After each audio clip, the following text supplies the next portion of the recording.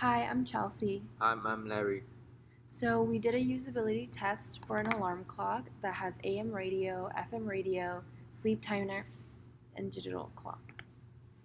Our setting is Lanner Hall lounge room, which was quiet and a secluded area.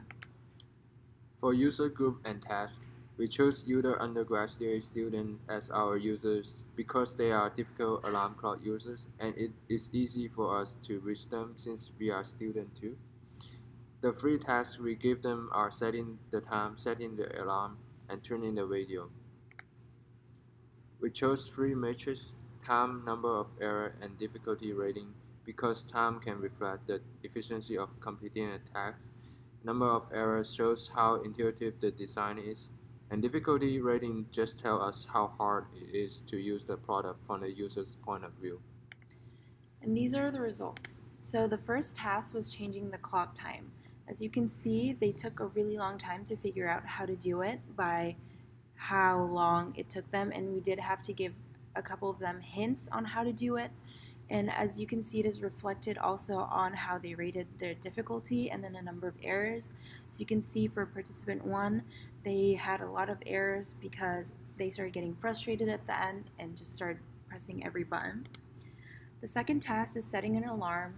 The first and second tasks are pretty similar, which is why once they figured out how to do the first task, it was pretty easy the second time around.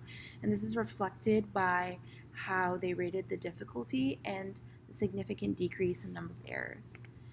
And the last task is tuning the radio, and for the most part, we think that this is a pretty intuitive task to do, and this is reflected by the shorter amount of time used, how they rated the difficulty, and the little to no number of errors.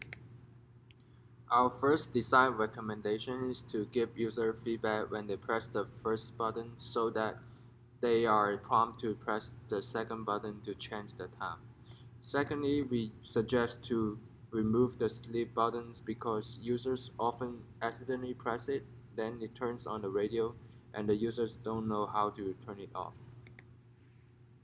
Lastly, what we would do differently.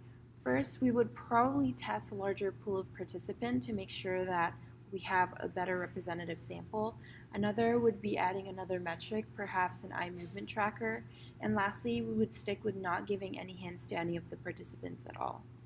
That's our presentation. Thank you. Thank you.